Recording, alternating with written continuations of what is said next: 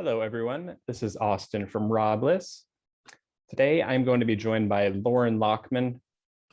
I'm really excited about this one.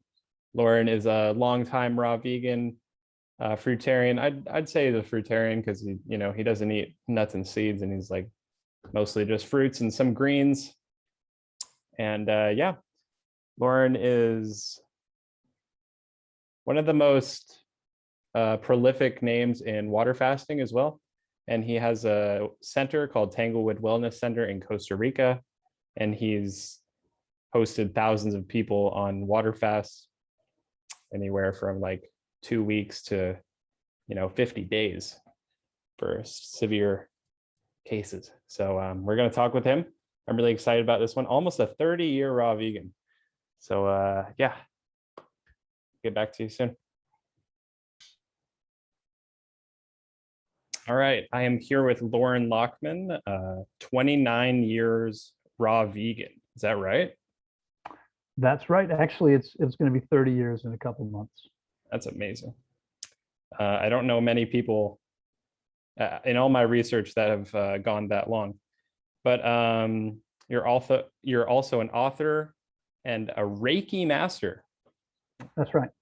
Okay, and Loren, why don't you tell me about how you first got into raw foods? Did you have any diseases or weight issues? Well, yeah, I did. I think it's probably a fairly common story, but yeah, like many other people who came upon this diet, I was looking to heal. I was 23 years old, not when I went raw, but at 23, I got very, very sick, and I mean, nothing life-threatening, but chronic fatigue syndrome, irritable bowel syndrome, chronic sinusitis, systemic candida, and 57 allergies out of nowhere. Never been allergic to anything before.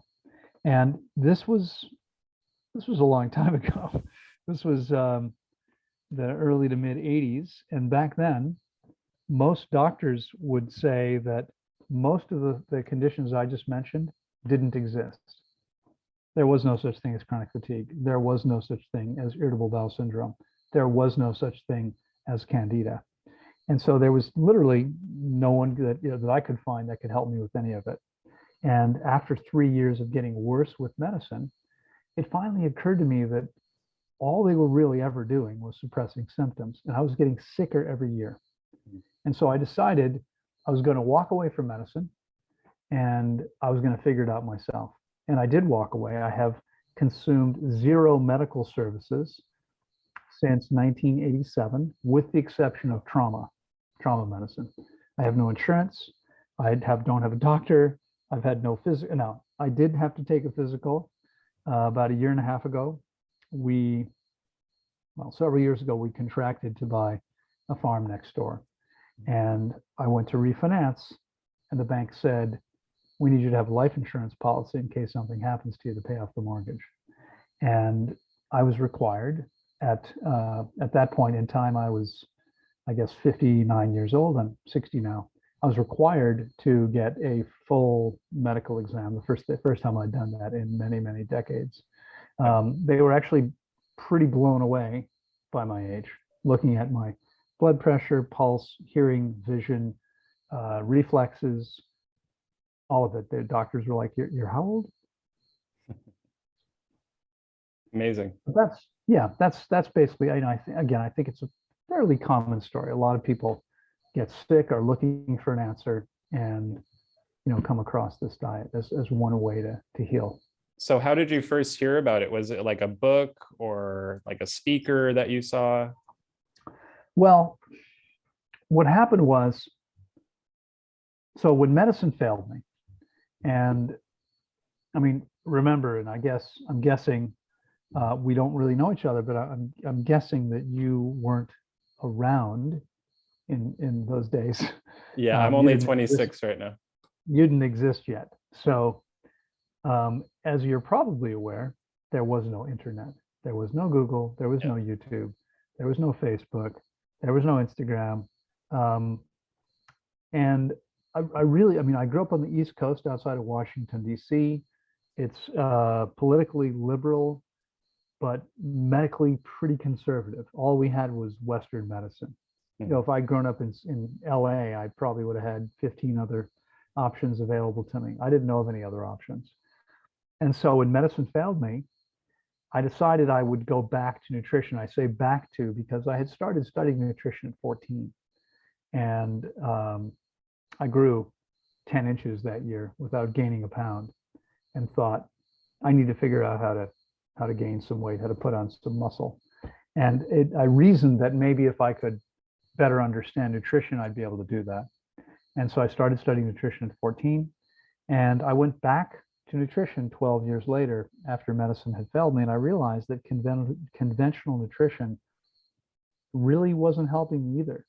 I mean, I was already doing everything conventional nutrition said I should do, and I was sicker than anybody I knew. And so I decided I would take matters into my own hands and see if I could figure out what I needed to do. And I wound up, I didn't go raw initially. What I wound up doing was, it occurred to me that every species has a natural diet. We must have one too. And I wasn't sure what it was, but I was clear with a little bit of research that animal products definitely didn't belong in our bodies. And so I gave up animal products. I went vegan. It was also completely clear to me that processed foods could not be part of our natural diet. And so I began eating a whole food, plant-based diet. And I was constantly trying to find, in 6 months, just doing that, in 6 months' time, I was so much healthier that people started coming up to me saying, "Oh my God, you look amazing. What did you do?" Right. And this is after medicine made me worse for 3 years. And so I continually looked to improve. I was doing great relative to where I had been, but I knew there was more available, and I kept my eyes open, and I kept thinking about this and kept figuring out what I could do to improve. You know, I would give up certain things, and I realized, okay, maybe that's not really optimal for our bodies, for my body, but really our bodies. And I was at a health conference. I started attending health conferences, learning whatever I could. I was trying all kinds of things. I mean, you know, I was health conferences like today. Back then, you know, people were talking about herbs and various things. And I was walking down the sidewalk. It was actually at a conference in Washington, D.C., close to where I live. But I was walking down a sidewalk from one building to the next building to go hear a speaker. And as I walked by, two people were standing there talking. And one of them said to the other one, I just caught this part of the conversation. One of them said to the other one, "Raw food." I just heard that part of the conversation. And it's like a light bulb went off. I'm like, holy crap, here I am trying to, for 5 years at this point, I'm trying to figure out how to make my diet more natural. And it hadn't occurred to me that cooking wasn't natural. Right. And so I heard that and I thought, right, of course, I need to stop eating cooked food. And that was in October, late October.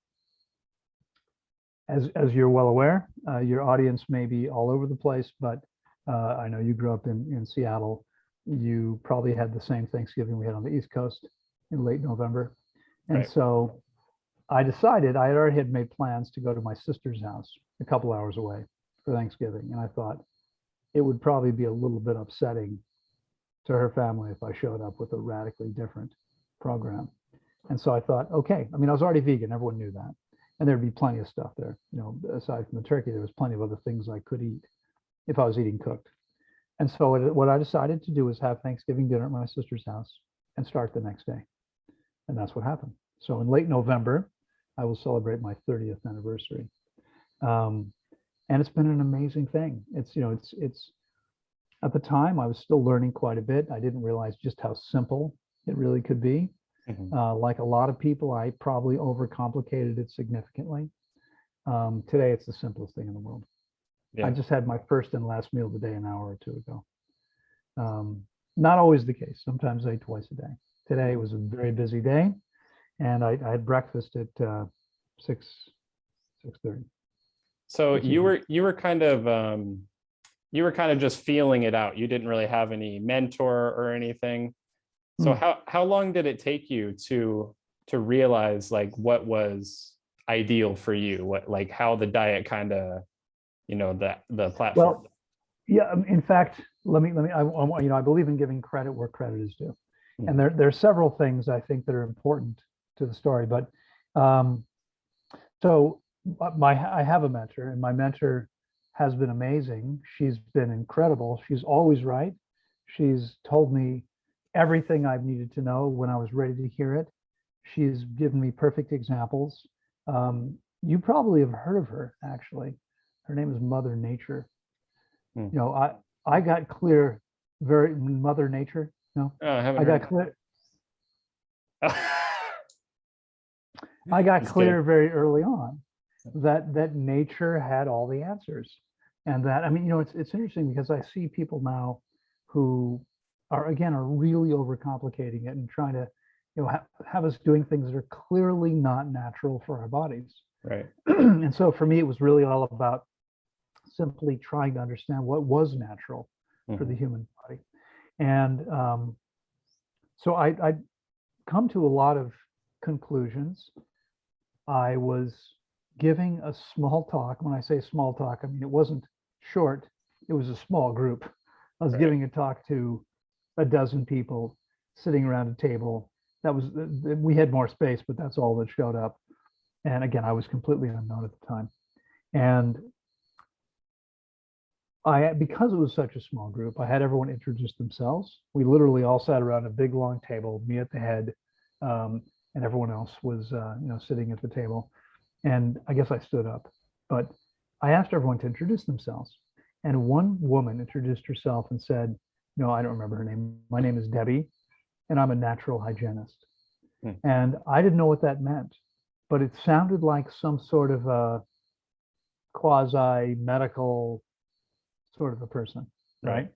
And so throughout the evening, 2 hours or so, I would say, you know, I would say something, and then I would say, Debbie, what do you think? Because you know, I was kind of, again, I wasn't so sure of myself back then.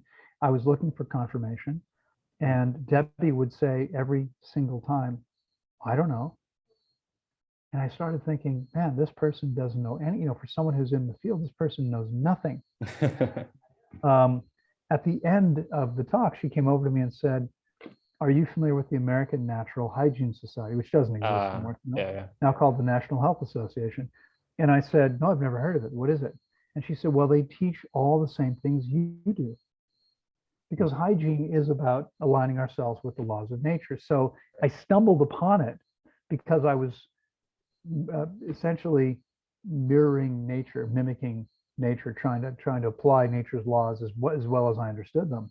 And she said, you should check them out. They teach the same things you do. Well, about 3 months later, 2 months later, was their annual conference.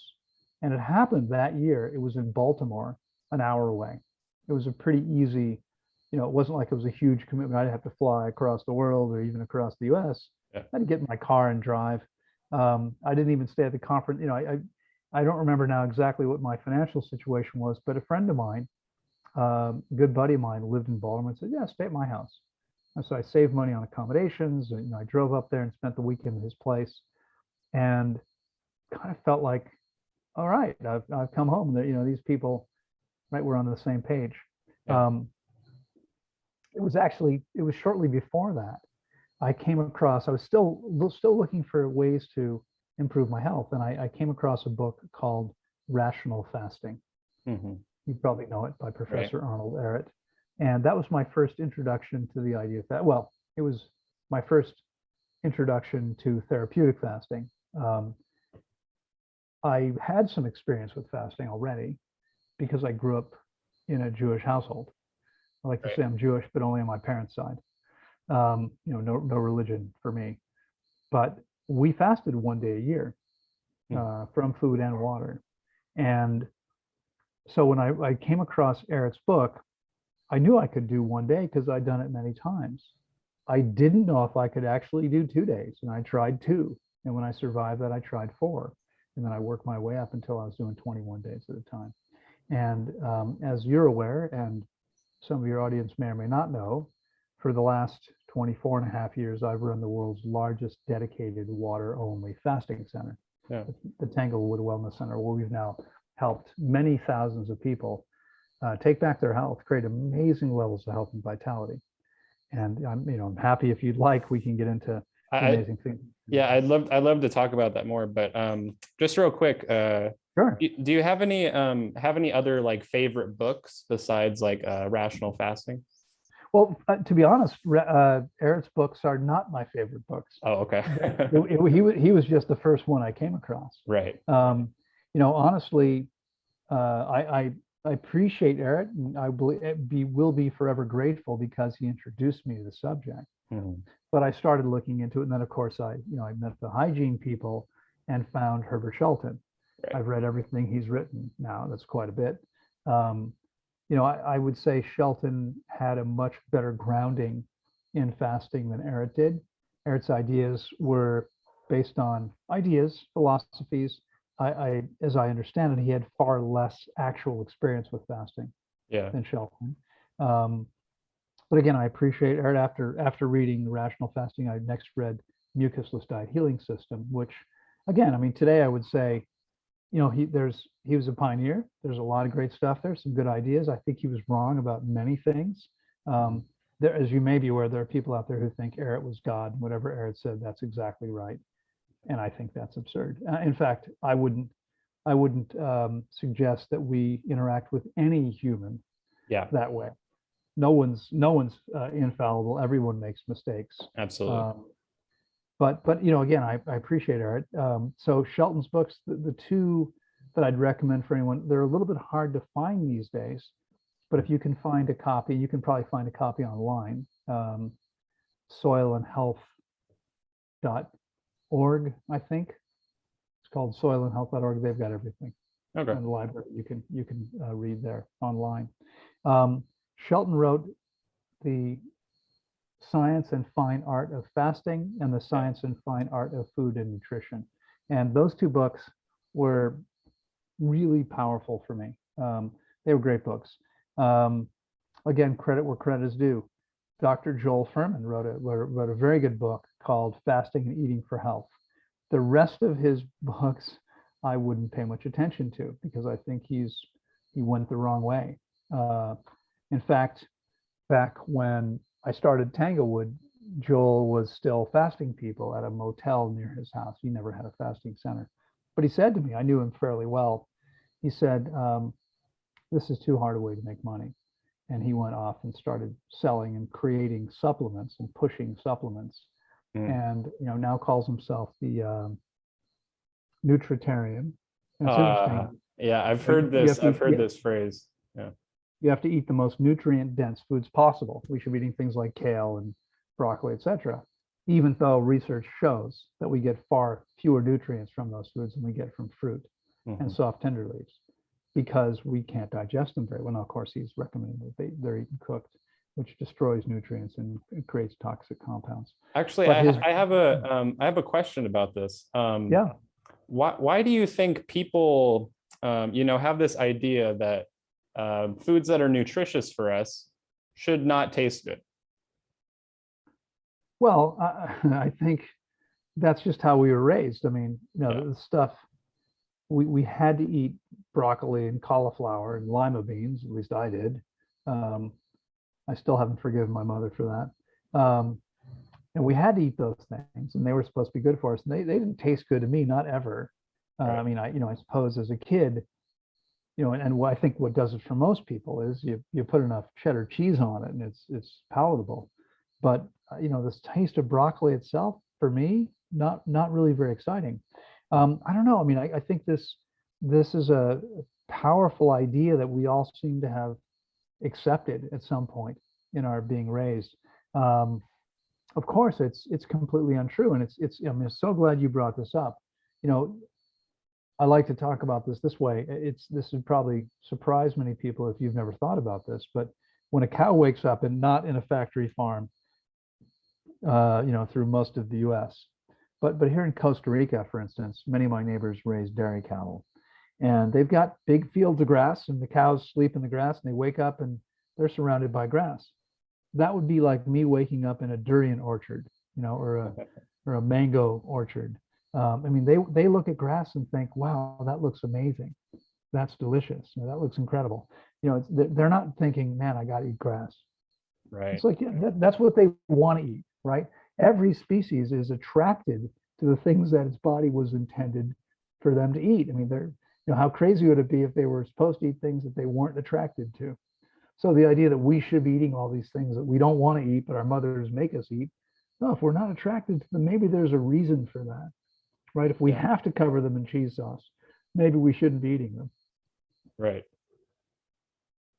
Yeah. So, yeah, let's talk about the fasting now. So I know you said you've been fasting since an early age, but what made you want to create this place in Costa Rica? Right. Well, when I started fasting myself, I wasn't aware that fasting centers existed. Mhm. So my order may have been a little wrong, but I was fasting before I learned about the Hygiene Association. When the first time I went to the conference, I met Joel Furman and Alan Goldhammer, who even back then had recently, back then he had what was called the Center for Conservative Therapy. Now it's True North Health Center, which Okay. water only fasting is actually a very small part of what they do. They don't fast nearly as many people as we do, but well, maybe as many, but their fasts are very short on average. But anyway, back then there was there were probably William Esser was still alive and practicing in Palm Beach, Florida. Um, Dave Scott was still alive and practicing outside of Cleveland, Ohio. There was at least a couple others in North America and several people in other countries as well. Unfortunately, the old timers are pretty much all gone. One of my mentors was Alec Burton from Sydney, Australia, an amazing guy. He died a few years ago.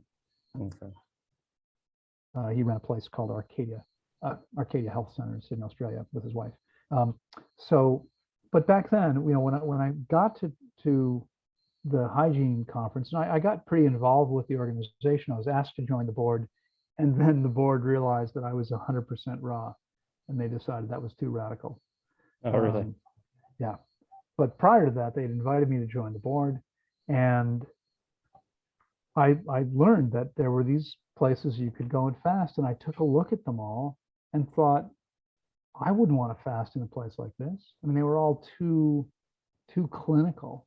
They felt like almost like hospitals. And I was like, Yeah. no, I mean, I don't know if you're aware of this, but there's interesting studies on this. There's a study that says that people in hospital rooms who can see a tree from their window heal like 20% faster than people who can't. I believe it. Just being able to see nature, it's so Yeah. powerful for us. So here at Tanglewood, we are completely ensconced in nature. Where every room looks out into the forest, the jungle, tropical gardens. It's everything's natural, everything's nature. I mean here it's tropical, so there's an open window right here in front of me all the time. During the day, there's French doors here that are always open. There's another door over here that's always open. Yeah. We're always breathing fresh air. True North is on a busy city corner, intersection. You can hear traffic noise all the time. There's nothing to do out. There's almost nowhere out to go outside. There's a small little outside area, but why would you want to be out there and hear the traffic noise? Yeah. We're in a place where there might be, on average, 2 vehicles per hour pass by, something like that. So you wanted to create like this mecca for people to heal on a comfortable level. I wanted to create a Garden of Eden. I wanted to create a place where people could actually be in nature, clean air. We've got 37 acres here, and we just made a verbal agreement the other day. We'll sign a contract soon to buy an additional 25 acres of adjacent land. We have more than 200 varieties of fruit growing on site. When we were in the US, we were the only health center that served 100% organic produce. It was available. Here, it's not available. So we're going to grow it all ourselves eventually. I mean, we're getting to that point. We have around 200 varieties already planted. There's more than 1,000 fruit trees we've put in the ground so far. Amazing. We have amazing gardens, and people come here and they're like, oh my, it's like a botanical garden here. It's comfortable and beautiful. There's fresh no need for air conditioning or heating. We don't, you don't want to be in I don't want to be in those spaces. Yeah. And I know you get it because you're in the tropics yourself. We have spring water. This water on the bottom of our property, and we just pump it up here and then distribute it. There's, we don't do anything to it except filter out any sediment that might be in it. But it's amazing. We have it tested regularly, and it's practically perfect. I wanted to create that, and it didn't start out being that. It started out being it started out being a beautiful place that was comfortable and beautiful with gardens, etc. But it was in the suburbs right outside of Washington, D.C. That was my starting point. We outgrew that after a few years, and we moved to a 17-acre property on top of a mountain just a few miles south of Camp David in Western Maryland. And again, we had forest and springs, and we had 2 streams on site, bridges. It was amazing. But my goal before I started Tanglewood was to move to the tropics, actually to Costa Rica. Right. And at the time, there was no internet. And so I thought, how am I going to start a business? How am I going to succeed with this in another country? How am I going to get people here? And I thought, I'll build it in the US, I'll create a clientele, and then we can move. And of course, by the time we moved, there was internet, and we had a web page, and it became a lot easier than it had been. But yeah, so there was probably a question back there at some point. I was asking how you got inspired to start Tanglewood. So yeah, that's pretty much it. Yeah. And just moving on a little bit. What I know you have, I'm sure, like tons of stories, but what's the most profound thing you've seen someone heal from on one of these fasts? Well, that's a hard question to answer because there are literally so many. We see what medicine would call miracles here all the time. In fact, I have a doctor fasting with me right now. He was diagnosed with cancer. He does not. He's in 29. He's in his late 20s, but he doesn't trust medicine anymore, and so he's not pursuing any medical treatment. Instead, he came here to fast, and every day he's telling me, I can't believe what I'm seeing. And people tell me I'm full of crap. Yesterday I gave a lecture. There was a question about physiology a couple days ago, and I was explaining how the lymphatic system works and how the kidneys and liver works. I said to him, please, you've got professional training in this. I'm largely self-taught. Please feel free to correct me or fill in anywhere that you can. I want to make sure we give as accurate information as possible. I want to make sure I know if I've got something wrong. He said to me later, he said, you should sit for a medical exam. He said, you have to go to medical school first, but you already know all this stuff. Your physiology is excellent. It was quite a compliment, but he's blown away by what he's seeing. So the most profound thing, well, I'm going to have to tell you a few, if that's okay. Sure, go for it. I don't know if I can just pick one. We had a guy from Edinburgh, Scotland, several years ago who was diagnosed with pretty serious arthritis when he was 18 years old. Was medicated every day for 4 years. Came to me at 42, and understood that no medications while fasting. So he was on painkillers. And I said to him, you're going to have to stop the painkillers. He said, yeah, I understand. On about I want to say 4th or 5th day of his fast, I think it was the 5th day, he came to me with tears in his eyes and said, I don't know if I can continue. I have never experienced this much pain before, because he wasn't taking painkillers for the first time in 24 years. And I taught him some techniques to reduce pain. I held his hand figuratively, got him through the process emotionally. Yeah. And 5 days later, he came to me again with tears in his eyes. But this time he said, this is the first day in 24 years I've had no pain. Wow. Now, that fast was 5.5 years ago. And I know when it was, I'll never forget, because the woman who produces my videos for me fasted with him. Another woman who was here at the time, the woman who produces my videos for me has lived on site here now for more than 3 years. And so we've talked about when this occurred. I know exactly when it was. It was April, May, 5.5 years ago, or just over 5 years ago. Anyway, that was pretty astonishing. We had a guy just last year who he was late 30s. I think he grew up with plenty of money in the family. He didn't really have to work. And he had spent a lot of money on drugs, Right. on just partying, having a good time. And he had done some serious damage to his central nervous system. And so he spent, I don't remember now if it was 26 or 30 days fasting. The guy I'm talking to you fasting for 26 days. The guy I was just talking about. But this guy, I can't remember if it was 26 or 30 days. And he was in so much pain all the time that having a sheet on his body was painful, a cotton sheet. He laid on a couch all day, every day. He would go to bed at night to his room, but he would come out and spend all day in our big living area sipping water. And by the end of his process, he was hiking several kilometers per day through the mountains. Yeah.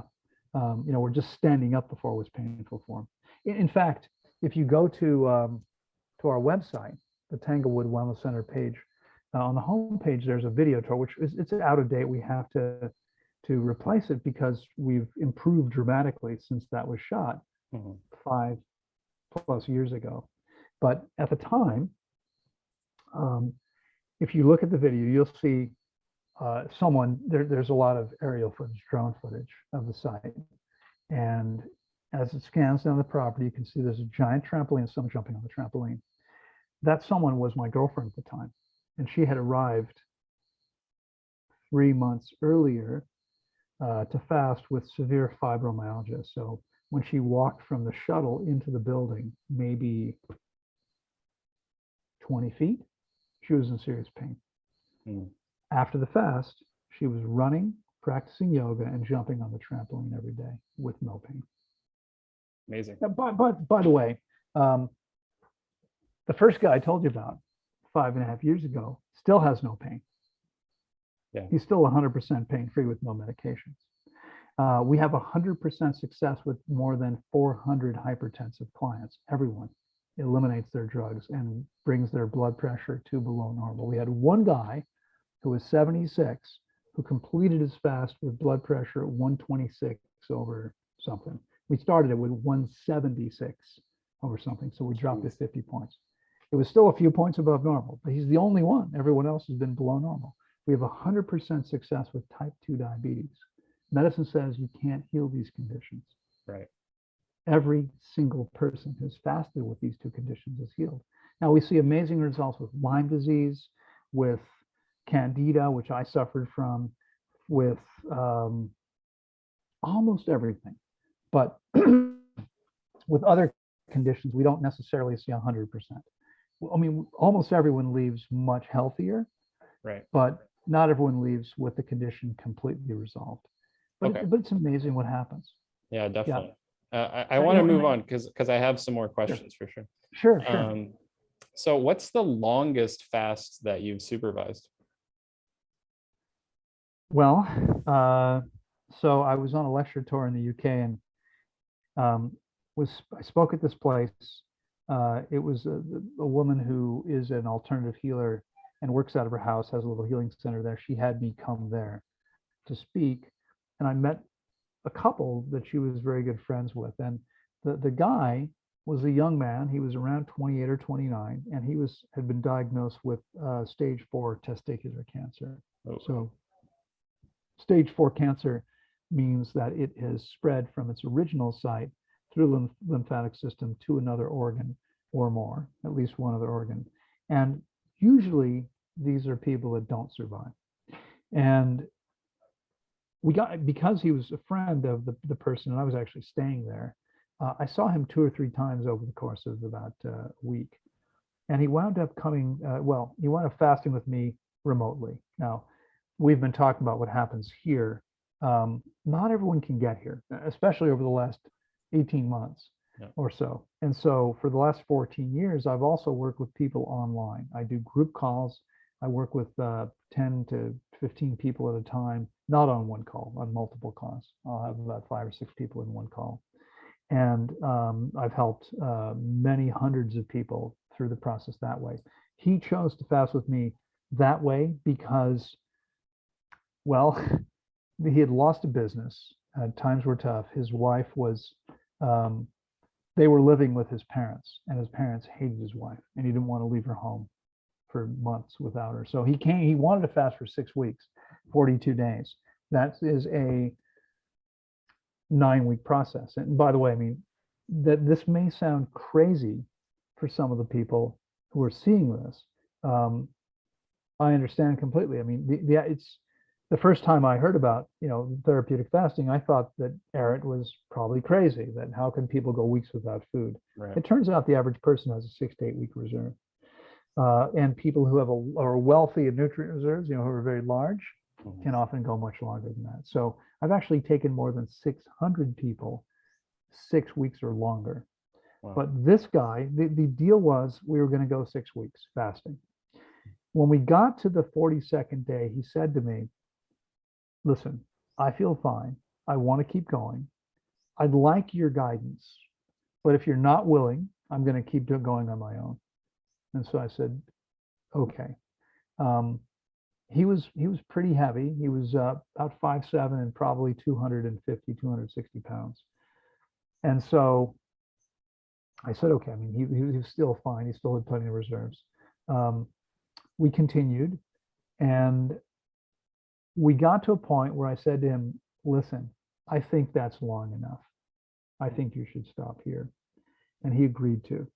And that was 4.5 months later. Oof, wow. 18.5 weeks after we started. Yeah. And he's not dead. Well, unfortunately, he is dead. Yeah, that's okay. I mean, listen, let me tell you what happened. He, in addition to stage 4 cancer, he also had congestive heart failure. He'd been so heavy for so long, since he was like 10 or 11 years old. He'd been morbidly obese. And what happens is the heart gives out. And so there was no trace of cancer when he was finished. But about 1.5 years later, his heart gave out. It was too much abuse for too many years, 16, 17 years. And he passed away when he was around 30, 31. But I mean, I had a guy last year who contacted me from a hospital room and said he was diagnosed with stage 4 cancer, and they told him he might as well go home and have a good time. He had a couple of weeks to survive, and there's nothing they can do for him. And he fasted 6 weeks with me. He did wind up passing away, but he wound up having a couple of extra months and felt much better as a result.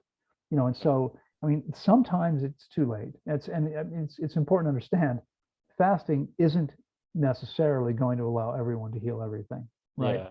There are some things that may not heal if we've done enough damage, or if it's been too long, it's gone too far. Some people say that cancer is like the end stage of acidosis or like toxicity in the body. Well, I mean, I believe it's where significant toxicity and poor immune function come together, and acidosis may play a role in that.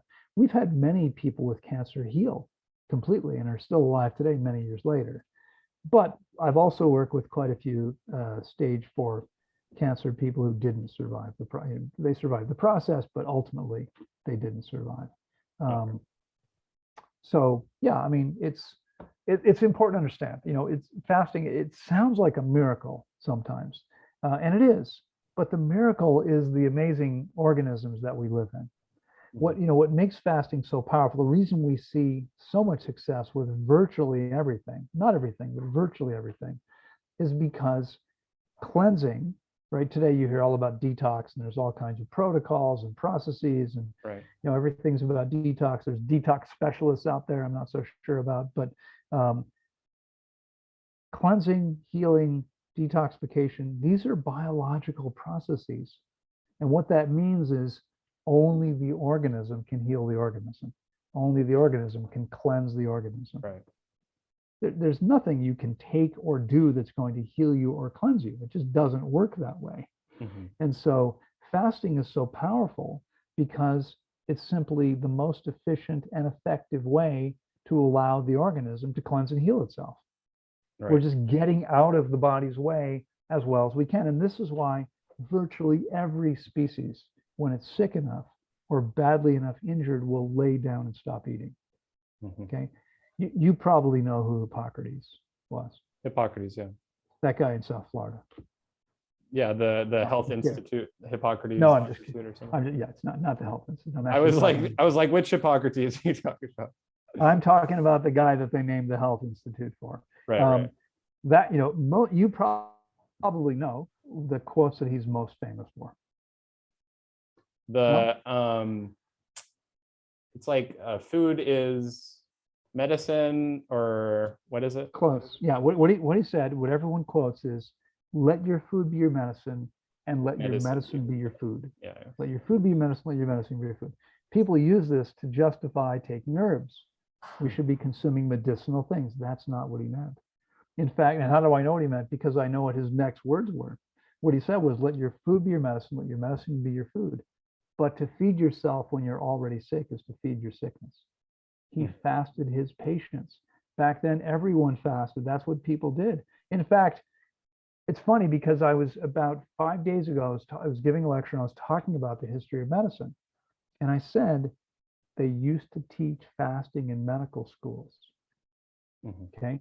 You may be aware, John D. Rockefeller, the world's first billionaire, created the American Medical Association just over 100 years ago, had more than 70% of the operating medical schools shut down because they didn't meet his criteria, rewrote the standards, told schools what they could teach and what not, and completely shifted medicine. It became, after that, all about drugs and surgery. Yeah. It's about making money. That's what medicine became. It used to be about helping people. And so they taught fasting because fasting is what every species in nature does to heal. Right. Not anymore. Most doctors, they don't know anything about this. And I was saying that I was giving this lecture here, and remember, I've got this doctor. He said, I've got a book here with me now. I brought it with me. And it's called the Canon of Madison. It's about some of the history. It was written by a man in, I forget, somewhere in the Middle East or something, hundreds of years ago. And they were talking about how they used fasting, how doctors used fasting to heal people. But it's not about healing people anymore. It's about suppressing symptoms. All about the money. It's all about selling drugs. I mean, big pharma really controls all of it now. Yeah. Rockefeller was a smart guy. He had begun investing in what was back then a fledgling industry, pharmaceuticals. He started investing in pharmaceuticals, and he thought to himself, why take the chance that this will be successful? I want to make sure it's successful. Of course. And that's how medicine became what it is today. Okay. So I want to talk about juicing.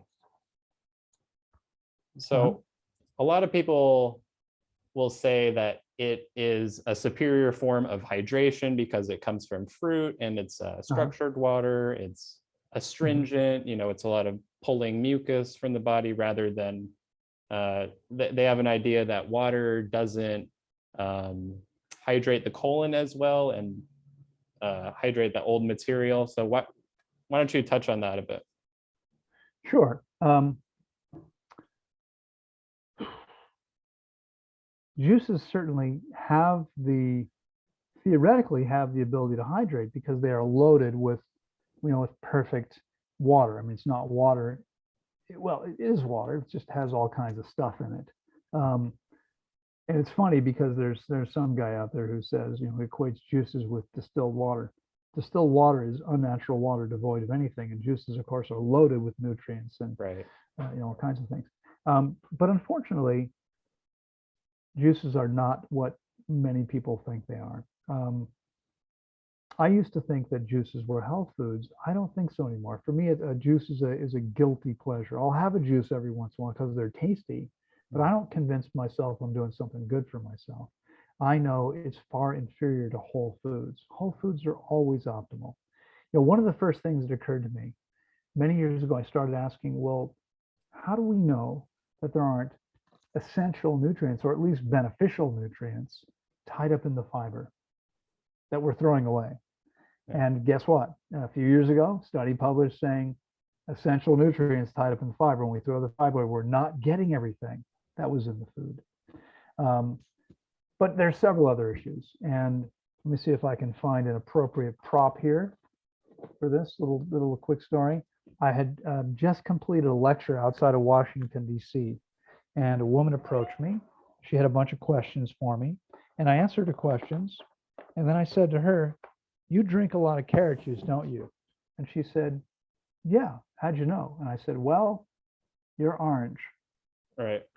Her skin was bright orange. And she said, "Oh, that's because I'm detoxifying." And I said to her, "I don't know, but I run the world's largest water-only fasting center, the most powerful process to detoxify your body, and no one's ever turned orange Yeah.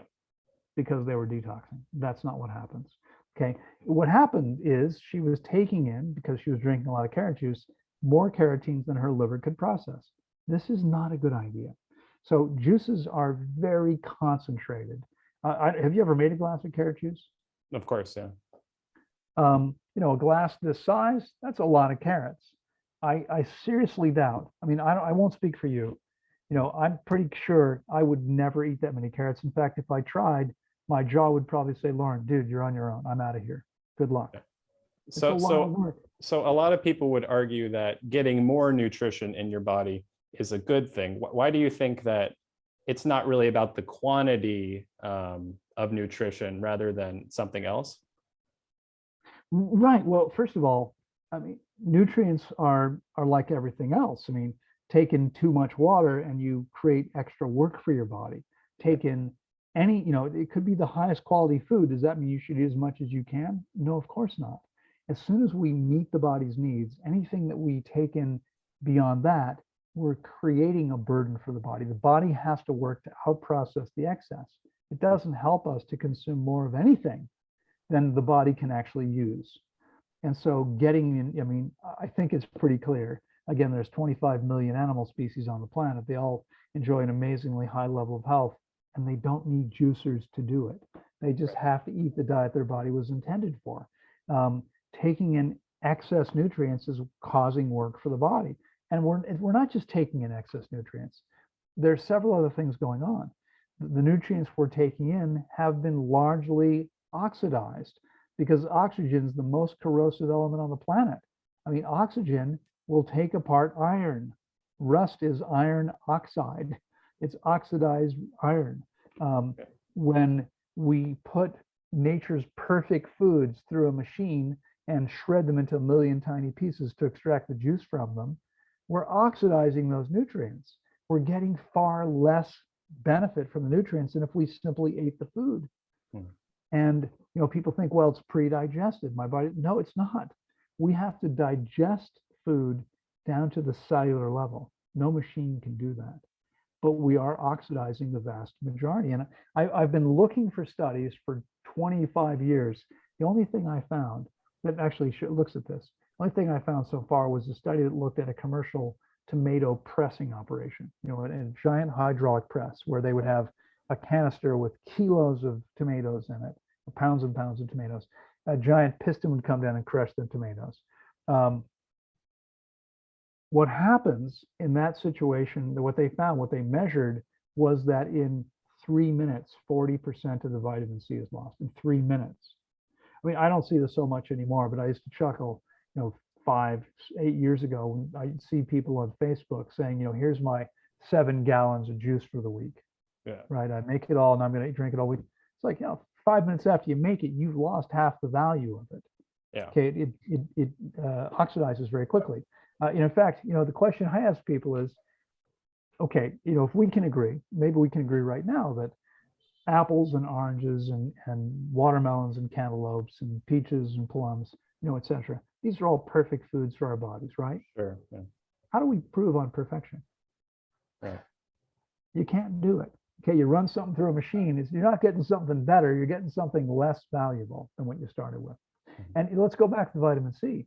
Vitamin C is unstable, and so it disappears quickly in a processing operation. And it's not the only thing. Everything has a different level of stability. So let's say we start with each finger is nutrients, and they're in these perfect proportions in the whole food. And then we run it through a machine, and we lose most of the vitamin C. And we lose a little bit of this, we lose some of that. And what happens is now, instead of this perfect proportion, we have all this different, we have something completely different than we started with. Right. And so, and there's more. I mean, heavy water. Have you heard of heavy water? No. Yeah, heavy Is water. it like hard water? No. Oh. Hard water is water that has particular minerals in it. Right. And in nature, there's always minerals in water. But heavy water is water that has an extra hydrogen molecule. Hydrogen? Oxygen? I forget. I'm not a chemist. But heavy water exists in nature, but it exists relatively small quantities and in very little concentration. When we make juice, guess what happens? We concentrate it in the juice, and it's not good for us. We don't want to be consuming this stuff. So do you think juice fasting could be harmful? I don't encourage anyone to juice fast. I don't think it's a good idea. It imbalances the body in the same way that taking supplements does. And again, listen, there are times where one may need to take supplements, but it's never a solution. It's always a Band-Aid approach. So, Okay, oh yeah, that would be great. Let's talk about supplements too. So you don't take any B12 or vitamin D, iodine? Nothing.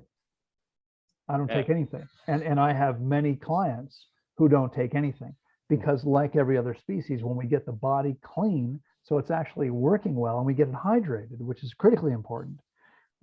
Probably the most important thing I realized over the years was hydration.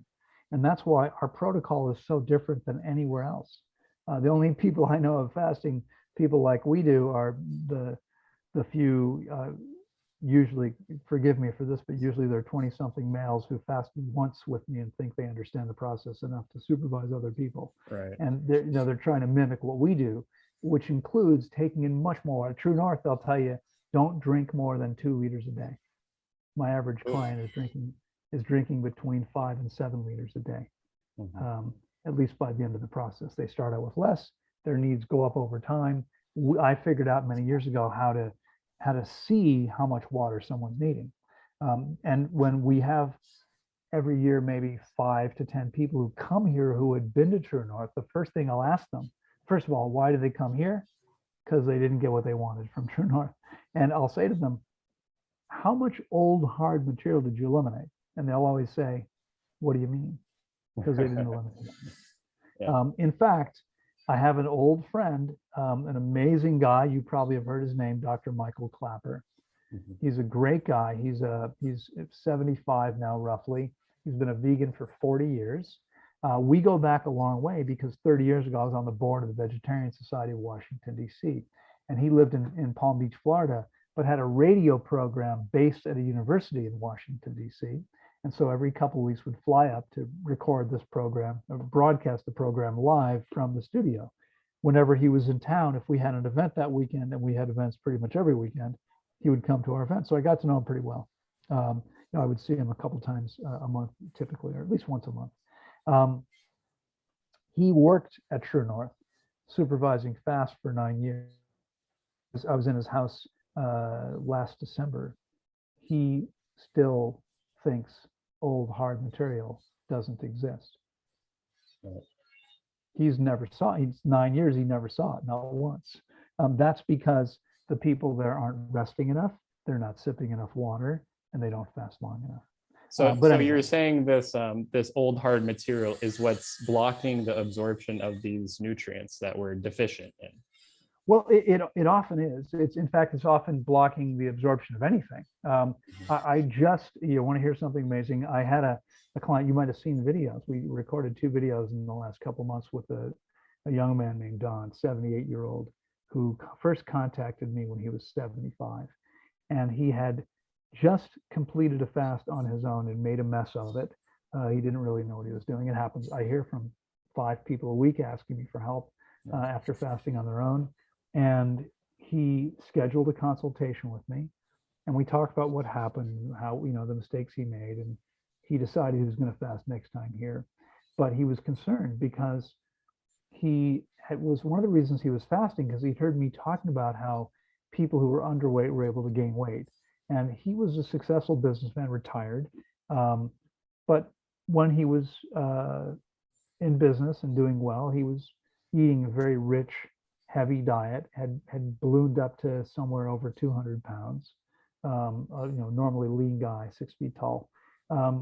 He became a vegetarian, and the weight started to come off, but it didn't stop coming off. And so he fasted, hoping to reverse that. Didn't work. And of course, he lost weight while fasting, couldn't put it back on, continued losing weight. When we first spoke, I think he was maybe 130 pounds at 6 feet tall. When we did a couple consultations over the years, he finally registered to fast with me 3, maybe 4 months ago. He was 110 pounds at that point. When he arrived to fast, he was 101 pounds. Oh my gosh. And when we 6 did our feet first tall? call, 2.5 years earlier, I said to him, Don, I'm pretty confident that you're not able to gain weight because you're not assimilating anything, because you've got 25 or 30 pounds of old hard material in your system. And the older someone is, the more likely that's the case if they've been eating conventionally. The more time you've got to put stuff in there, the more stuff there's going to be. Okay. This actually brings me to a question, because I think it's really important. Yeah. A lot of, I'm sure you're familiar with these liquidarians or breatharians. At what point is it dangerous to fast? Like some people say below like 5% body fat. Like at what point do you start? We fast people below 5% body fat all the time. Well, unfortunately, that's a difficult question to answer. Maybe it's an impossible question to answer because there are so many factors. And honestly, every fasting expert from time immemorial has said the same thing. Don't fast more than 5, depending on who you're talking to, without having experienced guidance. And people say, I know how to not eat. Yeah, it's not simply about not eating. That's the easy part. It's about knowing what is and isn't okay. It's about knowing when you need to stop. It's about knowing what things mean when they're happening. It's about knowing how much water to drink. It's about knowing all of that. And so pretty much everyone, we've now fasted thousands of people, pretty much without exception, everyone who's been here will say the fast they did here at Tanglewood or with me remotely was way more powerful than what they did on their own. And a lot of these people try fasting on their own. It's hard to do unless you really, I made a lot of mistakes. I learned the hard way. The guy that owns True North did 121-day fast. He fasts once a year for a week. This is what he says. I'm not making it up. I fasted almost 40 times before I took my first client. Mm-hmm. He had a 6-month professional training internship, fasting internship. They wouldn't accept me because I wasn't a practitioner. One of my mentors I mentioned earlier, Dr. Alec Burton. I said to him many years ago, Alec, I'd like to come train with you. He said, I'd love to have you, Loren. That'd be great. He was a good man. He respected me. And he said, I don't remember. Are you an MD or are you because you had to have a professional designation to get training by the International Association of Hygienic Practitioners. And I said, Alec, I'm a layman. I don't have a license. I just have experience. He said, I'm sorry. The rules prohibit me from training you. Yeah. And so I went and hired someone who had been through the training and was certified to train other people. And he worked with me for a year. And then when he left, I hired someone else with the same designation. So I had a 2-year training period instead of a 6-month training period that everyone else has.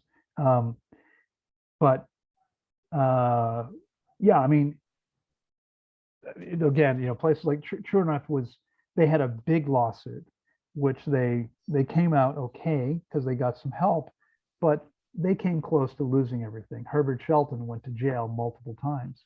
When I opened Tanglewood, I realized that was a real possibility. Fighting the system, I might wind up in jail. Not because I'm doing anything wrong, but because the system is not very happy about people who are doing anything except for medicine, which, doctors are prohibited from, in the US at least, from recommending fast. They can only recommend fast drugs or surgery. But anyway, you really have to understand what's going on. It's hard to say. I mean, when Don showed up at 101 pounds, I said to him, listen, I'm not so sure you're going to be able to make it 21 days, but let's see what happens. I believe, and I know there are other fasting practitioners who would agree, that typically, if done properly, one could safely fast down to 60% of their optimal body weight. And so for someone 6 feet tall, that might be something like 90 pounds. And there's actually one guy, I'm not sure if he's still practicing. There was a guy in South Africa who told me once that he believed it was okay to fast people to 50% of their optimum weight, which would have been down to 75 pounds. So Don was at 101. He desperately wanted to complete this process because he understood that fasting longer would be more beneficial. I stopped his fast after 16 days because he was at that point. I said, you know what? You don't have any reserves left. You need to stop. He looked, frightening at that point. Right. But this was a guy who'd been losing weight every week, every month for years and couldn't gain weight no matter what he did. So he breaks his fast. He decided in the beginning he was going to stay here for 8 weeks because he wanted to have an extended refeeding. It was a 3-week fast. Instead of 1 week refeeding, he wanted to have 5 weeks refeeding. In the end, he decided to stay here for 10 weeks. So he was here for the entire 10-week session. 2 weeks and a few days fasting, 7.5 weeks plus refeeding.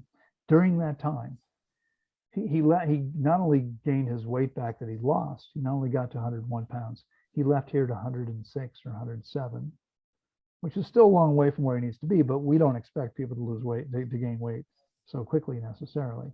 Right. But he did it while eliminating 400 times. Jeez. In 7.5 weeks, he had roughly 400 bowel movements. Yeah. I remember I told him at the beginning, old hard stuff. So as soon as he starts moving the old hard stuff out, guess what? He's finally able to begin building muscle, begin regaining body fat, putting the weight on that he hadn't been able to put on before. And that's what we see happening. But the point really was that you have to know what's okay and what's not. I have a guy here now who, for 5 days, his blood sugar was 32. The doctor said we'd rush him to the hospital at 32, but he was okay. And I said to him, both, the client and the doctor is here fasting. I said, I understand, but here's the thing. This happens sometimes, and there's something going on in his body, and if he doesn't work through this, he's never going to get past. He's never going to heal. It's part of his process. As long as he's okay, and he was okay, we got him through it. Today, his blood sugar the last 3 days in a row is 52. At 52, there's no danger, there's no risk, there's no concern. He's perfectly fine. But he wouldn't have gotten through the process otherwise. Anywhere else, they would have stopped his fast. We've seen this over and over again. We've had one person end the fast because of blood sugar, and she chose to. She didn't have to. She was a little freaked out because it was so low for 3 days. It probably would have come up. In fact, a year later, she fasted with me again, and it didn't drop as low this time, but she pushed through it, and it came back up 4 or 5 days later, perfectly fine. She fasted 30 days. We see that kind of thing. In fact, you've heard, I don't know if you remember when COVID started, they were talking about intubating everybody, right? They pretty much killed everyone they intubated. But what was going on was people were coming into hospitals with very low oxygen saturation. They couldn't breathe. Usually if someone's below around 94% or so, it's not good. You should have 94% oxygen saturation. I had a guy fasting with me a few weeks ago, whose first day, and this was distance. He's not here. He didn't speak English. And so he had he was in Mexico, his grandson, was an adult, was there with me. every day. And it was a group call, so I speak Spanish, but the grandson was there so that he could be involved in an English speaking call. And I get his first spreadsheet ever. It's a shared Google document. I'm looking at his blood oxygen level, and it's 82. 82. 80. The people dying of COVID had oxygen at 82, 85. 82. That's considered a serious emergency. He was okay. We kept on going. By the end of the process, his blood oxygen level was 94. Not 100% where it should be, but a heck of a lot better than where it was. He went from being in serious danger to being okay as a result of fasting. And so, but again, you have to understand what's going on. So, I wouldn't necessarily fast everyone who was in Don's condition, but I understood Don's condition and knew this is what he needed to do. And so, it's again, when do you stop? It's a little hard to seek professional advice.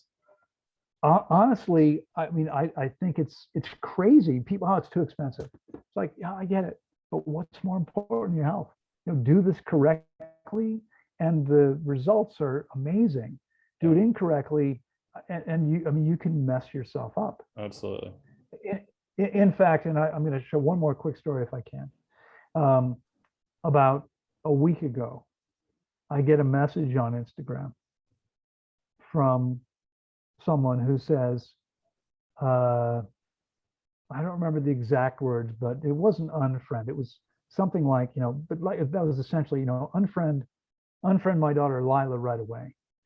If you don't do this, I'm going to report you to, whatever, for murder. I'm like, what are you talking about? I'm just reading. And she says, my young daughter's in the hospital. Her heart is failing and her brain is failing because of your advice. And I'm going, oh my God, did I harm somebody? What's going on here? And I'm thinking, I don't remember having a client with that name. Now, I've seen a lot of people, I don't remember everyone, but she's saying this is happening now. So I'm thinking, I don't work with anyone with that name. I went into our payment system to see if someone paid me for a consultation or had years ago, 5-6 years ago, but not this person, someone else with the same first name. I don't know who this person is. And I said that, I'm sorry, but I've never talked to your daughter. I don't know who your daughter is. It's how's this my fault? And she said, well, she follows your posts. I said, my posts say very clearly, don't do this on your own. She fasted on her own and apparently is in very, very, critical condition. Now, that's not what happens to most people. Most people don't kill themselves or nearly kill themselves, but they don't help themselves either if they don't really know what they're doing. Right. So anyway. Okay. Moving on. So I want to talk about calories, because you tend to eat, 1 meal a day, 2 meals a day, and I guess typically a lot less than a lot of other people who are on a raw food diet. What do you think what do you think, like, this calorie thing, is it a myth? Like, you don't need calories at all, like just eat whatever you're attracted to? Well, let's first of all, let's talk about a calorie. A calorie is a measure of energy, and a calorie that heats up the body or something, right? Well, no, it's just a measure of energy. The way it's measured is they put the substance, let's say you want to know how many calories are in watermelon, whatever it is, you put the substance, you put 1 gram of watermelon in a test tube, and a calorie is the amount of energy necessary to heat 1 gram, 1 degree Celsius. Right. How much energy do you have to apply? Now, here's the thing, and this is burning the food in a test tube, okay? We don't burn the food in our test tubes in our bodies. So calorie, it's a way to think about how much energy we don't run on calories. We actually run on electricity, microelectric current. We produce that current while we're sleeping, primarily. Not only, but primarily. And this is why you can be exhausted, get a good night's sleep, wake up energized, because you actually have been replacing the energy while you've been sleeping. You've always been making the energy. We produce electricity with the calories that we consume. So we don't run on calories, but we need the calories are the fuel that we use. In the same way, if you have a car or have ever had a car, a normal, not a Mazda, not a rotary engine, but a normal internal combustion engine, the car is moved by the action of the pistons, which turns the crank, which turns the crankcase, moves the wheels. But the gasoline or diesel fuel is the fuel that's burned to move the pistons. In the same way, we use the food to make the energy that actually moves our bodies. Right. So a calorie is just a way to measure energy. Now, I mean, all food has embedded energy. So calories are valid. I'm not so sure that a calorie is a calorie, that the fact that when you burn it in the test tube, if it's 1 calorie here equals 1 calorie here, I'm not so sure about that. Yeah. That may not be the case. But calories, they're real. It's just one way to think about the energy embedded in. So what do you eat like in a typical day? Can you give an example? Sure. A typical day for me might be a small round watermelon. I mean, not a tiny one, but a round watermelon about that big, for breakfast, which is usually between 2 and 3 in the afternoon for me. And then I'll eat again around 6 and 6:30, and that will usually be a couple of papayas. Today it was 3 large mangoes, but it could be 2 fairly large papayas, not giant Mexican papayas, which can be 4 feet long and taste like feet. But a couple of those could be a big salad. It could be a giant bowl of rambutans. Those are coming in season now. Last week I had a giant bowl of mangosteens for one meal. Sometimes it's a bunch of jackfruit, but typically it's watermelon, papayas, mangoes, a few varieties of bananas, salads. Those are pineapples. These are our staple foods. And So one pineapple. Right. So how often do you implement like a fatty salad or something? Do you mainly just eat the, like the high carb days, just like watermelon, papaya, or how often do you implement like avocado and coconut? Well, I rarely use coconut. Is there a Between reason for that? Yeah, I mean, the reason is there's nothing wrong with coconut. I mean, coconut flesh is, for me, is like eating a nut. It's much more concentrated. It's much harder to digest. Even like the jelly? No, the softer it is, the easier to digest. But again, I mean, what happens, what I found for myself and for many other people that I've worked with over the years now, is that the cleaner and more efficient the body becomes, the fewer calories it needs, the less concentrated fat it wants. And so, for me, coconut, I mean, I can tolerate a little bit more than that. I feel better if I don't eat it. I'm perfectly fine with avocados as long as I don't overdo it. Is I it? can eat I thought avocado was more fatty than a coconut. Isn't it like 80% fat? A Hass avocado can be around 80% fat. To clarify, though, that's 80% of the calories from fat, which isn't a particularly useful way to do it. They are relatively high in calories, but avocados are also 80% water, because most of what's there doesn't have any calories. It's just water. In any case, the difference is that the avocado is a fruit. And the fruits ripen. And as fruits ripen, the enzymes in the fruit, the lipases in the fruit, break down the fatty acids, the fats into fatty acids, which are relatively easy for the body to deal with. With coconut, the body has a lot more work to do. The same is true with nuts and seeds. So how often do you eat avocado?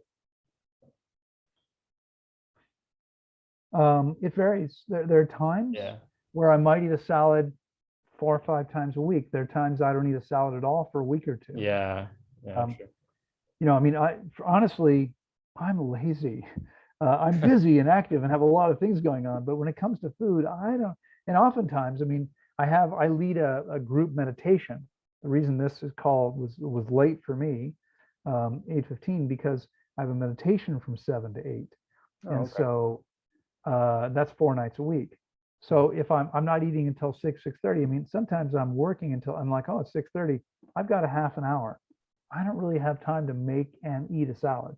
Right. So what I do is I grab tonight it was 3 big mangoes. It might be, a couple of pies. It might be a pineapple. The pineapple sometimes is accompanied by an avocado because that's a good combination for me. Yeah. But usually I'm eating one fruit at a time. So I don't know. I mean, on average, it's probably maybe twice a week, something like that, with concentrated fat, usually avocado, nuts and seeds, including coconuts.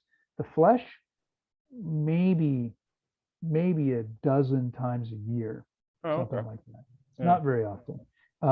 Coconut water, I love the water and it's perfectly fine. Mhm. But to be honest, most of the time I prefer not to snack between meals. Right. So I'll have my first meal 2:33 o'clock, have my second meal a couple hours later. Every once in a while, I'll have a meal of coconut water. But when I'm not doing that, I rarely drink coconut water.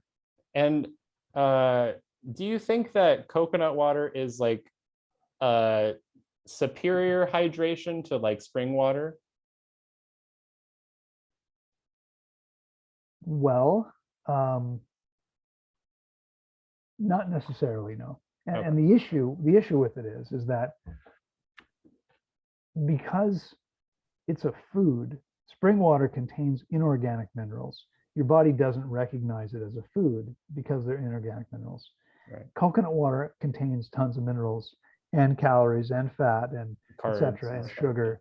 And so your body sees that as liquid food. And so I don't want to be taking things in between meals. I mean, if I'm hungry, I will. I'll snack every once in a while, but it's not very often. If I eat enough at the meal to be satisfied, I'm going to be perfectly fine for 4 hours until I eat again. I don't really need anything else. Yeah. So most of the time, I don't really want to be consuming anything that's going to work my system. Now, there are exceptions. Sure. And in fact, today I had some errands to run in the city of 15,000 people an hour from here. And so after I was done with clients, jumped in my car. I didn't have time to eat. Went out there, ran those errands. I had to get back here for a 5 o'clock meeting. I had another 6 o'clock meeting. Then I had a 7 o'clock meditation. And so I had a very small window to eat in. And that's why my first meal didn't happen until sometime this evening. That's not always the case. But yeah, I mean, to really answer the question you haven't completely asked, if calories are real, how is it that someone can get by with so little? And I've maintained my weight now for 35 years without having to think about it. I mean, Right. I'm lean, as you can see, but I'm 6 feet tall. I'm muscular. I'm fit and strong. I have a lot more muscle mass than most guys, much heavier than me, because there's not much body fat. And I'm very, very strong for my age, for my size, maybe for my age too. But I maintain that with far fewer calories than most people think is possible. And I believe what's going on is we simply get much more efficient. And it's happening for a couple reasons. One of them is hydration. The second one is getting the garbage out of the body. We're simply allowing the body to work as well as possible. And so fasting makes the body more efficient. But Yep. the other piece is, what are you consuming afterward? If you're eating even a conventional, like the whole food plant-based diet that I talked about earlier, a lot of the nutrients have been destroyed by cooking, Right. processing. If you're living on watermelons and papayas and pineapples and mangoes and bananas and salads, all the nutrients are intact. There's nothing toxic your body has to waste energy getting rid of. Everything is there. Very quick story. Had a client a couple years ago. I'm sorry. It's getting a little long. I just have I wanted to talk about the space between meals real quick, because you do like 4 to 5 hours between meals, you said. And what's the significance of that? I saw your video, and I thought it was really interesting, your perspective on the teeth and giving the digestive system a rest. Well, I mean, the first thing is, first of all, if you eat until you're satisfied, you're not likely to actually get hungry again for maybe 3 to 5 hours. Right. For some people, it might be 3, but probably not. It's usually going to be 4 or 5 hours at least. And so, again, what I'm clear about is that and again, there's 100 studies that show that underfeeding an animal makes them live longer. So And the goal isn't to restrict calories. People have accused me of promoting calorie restriction. I don't. I promote getting the body efficient. So we don't want more than that. The less we eat, as long as we're meeting our body's needs, the less we eat, the longer we live, the healthier we'll be. Yep. And so it doesn't make any sense to me to eat more or more often than necessary. So I wait. I mean, I don't tell people to wait 4 or 5 hours. I tell people to eat until you're satisfied and then repeat when necessary. When you get hungry, eat again. Eventually what happens if you're really paying attention is that winds up becoming no more than 3 times a day and often 2 times a day. And it usually winds up with a window of about, 3 to 5 hours without anyone ever having to think about it. It turns out. So do you think that grazing can be not as beneficial to the body? No, I mean, I'm absolutely sure that grazing is not as beneficial to the body. Okay. We want to rest our digestive tract uses more energy normally than any. I mean, obviously you can do push-ups all day long and do more energy doing that, but most people don't do that. The processes of digestion, assimilating, absorbing, eliminating, all of that takes more energy than anything else we do normally. Right. And making the body work more than it needs to, that's not useful. And so grazing all day, your digestive tract is constantly having to work.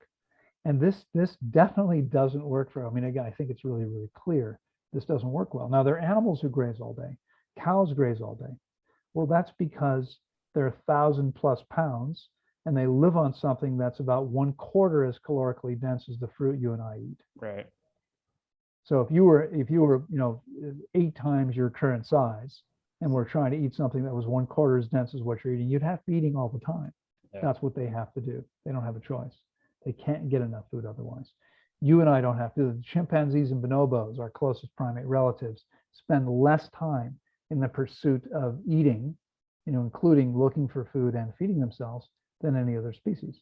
I heard orangutans, they spend like 8 hours a day looking for food. I don't know. Orangutans, I don't know.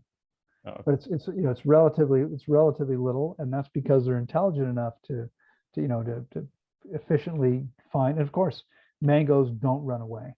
One of the benefits of carnivores have to go hunt for their food. They may take all day to find something they can eat. If we can locate a tree, they don't run very fast. Yeah, I like that. All right, Loren. Well, I think that pretty much covers it. What's your favorite fruit? Well, absolute favorite fruit would probably be durian. Yeah. But it's not something I'd want to eat every day. Right. I mean, I eat watermelon for 30 years now. I eat watermelon. Well, when I was still in the US, let's see, 16 years here in Central America, 5 times a week I eat watermelon on average. Okay. Well, thank you so much. Yeah. Thank you so much, Loren, for your time. I love your videos, and it's great talking to you. It's my pleasure. All right. Take care. You too. Bye-bye. Thanks, Loren. Yep. Bye.